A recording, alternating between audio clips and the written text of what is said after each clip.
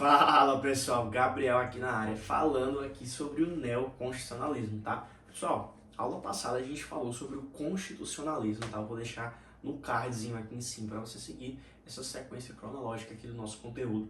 Falamos sobre o constitucionalismo, né? Falamos sobre aquele constitucionalismo na antiguidade, né? Na Idade Média, na Idade Moderna, certo? Naquele constitucionalismo liberal, o clássico e o social, tá? Entrando ali sobre os dispositivos acerca de cada um, tá? Agora a gente vai entrar no nosso neoconstitucionalismo. E eu começo essa nossa aula introduzindo o neoconstitucionalismo dos senhores aí, né?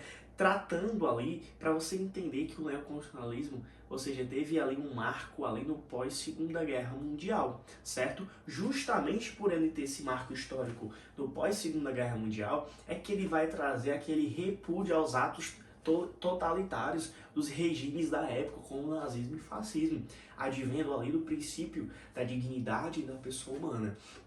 E como eu falei na aula passada, eu vou pegar ali o nosso direito humano e trazer para cá, tá? Que vai falar que se não tiver ali o princípio da dignidade da pessoa humana, não vai se haver ali a Constituição, tá? Ou seja, ele veio ali no pós-Segunda Guerra, anote isso no teu material, veio ali no pós-Segunda Guerra Mundial, trazendo esse princípio da dignidade da pessoa humana justamente em repúdio aos atos totalitários da época, tá? E também esse nosso neoconstitucionalismo, ele pode ser chamado daquele nosso constitucionalismo contemporâneo, avançado, ou então constitucionalismo de direitos, tá? Pessoal, respira, confeccione seu caderno, anote, escute, repita, leia, tá certo? E revise esse nosso conteúdo, tá? E a gente vai entrar aqui também sobre os marcos históricos, filosófico e teórico, tá? E aí a gente entra nas características do neoconstitucionalismo, encerra esse conteúdo ali para entrar no conceito de constituição, estrutura e sua classificação. E aqui a gente encerra o constitucionalismo, tá? Ou seja, outra coisa que eu tenho para falar muito importante para você é que antes nós tínhamos aquela constituição, certo?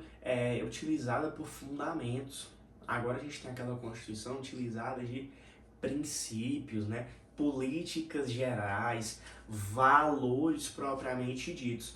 Né? A gente vai ver ali no filosófico que os princípios eles vão deixar de ser meramente uma introdução no nosso ordenamento jurídico, ou seja, uma mera integração, e vai ali ser uma força normativa jurídica, tá? Ou seja, ele deixa de ser um princípio para ser uma força normativa, ou seja, uma mera integração ao ordenamento para ser ali de fato uma força normativa, tá? Então, é isso que eu tô falando para você, que vai deixar de ser um fundamento para passar a falar de valores, políticas gerais, ou seja, aquilo que foi essencialmente mesmo constitucional, tá? Pessoal, entrando aqui no marco histórico, falei para vocês, não falei? Pós-Segunda Guerra Mundial, porque foi ali onde ele teve mais força normativa, ou seja, você teve ali a presença de um Estado constitucional de direito, pessoal. Antes, você tinha ali um Estado legislativo, ou seja, passou do Estado legislativo e foi para um Estado constitucional de direitos, onde a validade jurídica, a validade das normas agora é a Constituição. Note isso no teu material. Tá certo?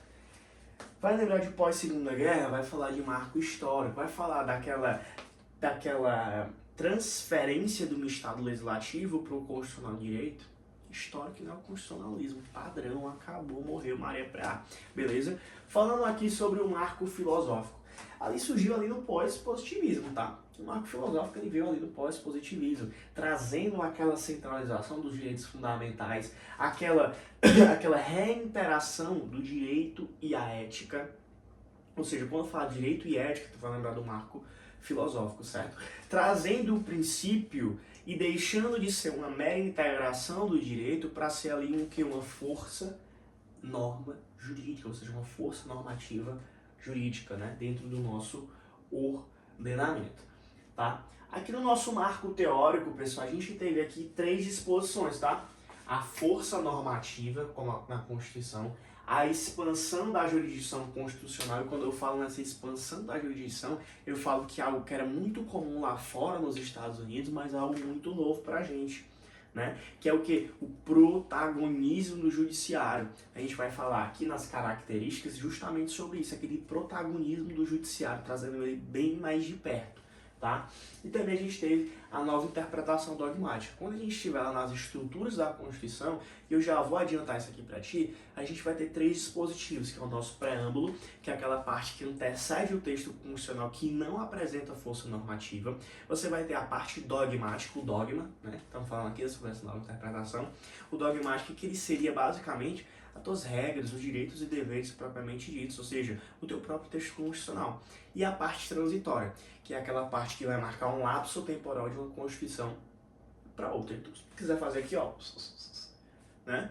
Um post-itzinho, OBS, bizu fatal, estrutura, preâmbulo, parte dogmática e parte transitória, tá aí os conceitos, tá? Ou seja, vai trazer esta nova interpretação. Ou seja, a gente teve a força normativa, a expansão da jurisdição constitucional e uma nova interpretação dogmática. Ok, esse foi o nosso marco teórico, tá? Então, aqui nas características, o que eu tenho para falar para vocês é sobre essa força normativa da Constituição. Ou seja, a validade, pessoal, onde era feita por códigos e leis subjetivas e leis secundárias, agora é feita pela Constituição, a validade é por ela. Né? Ou seja, a Constituição aqui ela vai trazendo ali aquela ideia de soberania. Você percebe ali, né, aquele início, aquela introdução de soberania popular, soberania, ou seja, supremacia, né, onde ela começa a ser mais importante, ou seja, onde ela é o centro das atenções.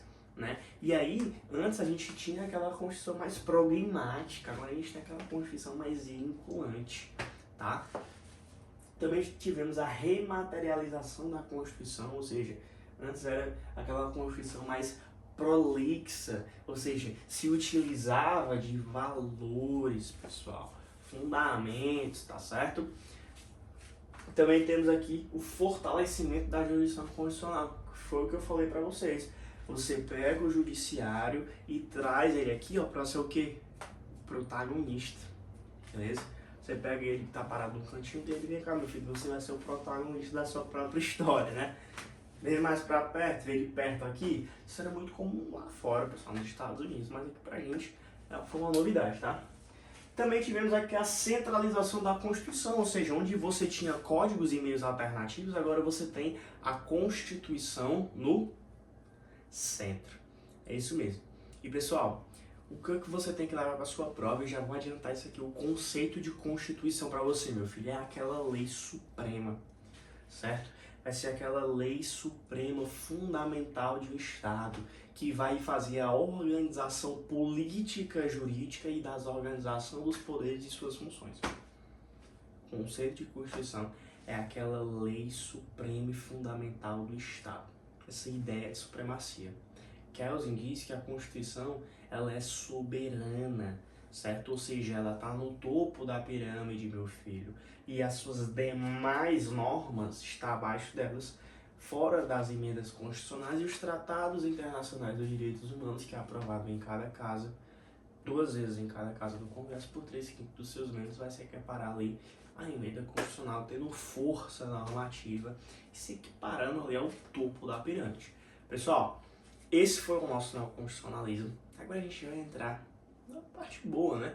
Do conceito de Constituição, sua estrutura, que eu vou repetir para você para reforçar essa ideia, e a classificação, ou seja, quanto à origem, quanto à forma. Você vai ver ali as características da Constituição de 1988, certo? Que é pra feder, né? Você vai ver ali o bizuzinho ali, que eu vou colocar bem tranquilo ali para você decorar, certo? Mas muito tranquilo, a gente vai caminhando ao passo aqui no nosso conteúdo, moço, certo? Você dança pra lá, você dança pra cá, pra quê? Pra não chorar, né? Mas vai dar tudo certo, meu filho. Pega seu café, você que tá vendo de noite, de madrugada, você que tem prova amanhã, pega seu cafezinho, ó, respira e não deixa pra estudar um dia antes da prova. Pessoal, bora pra cima, só o estudo liberta, conte comigo, até logo, tchau, tchau.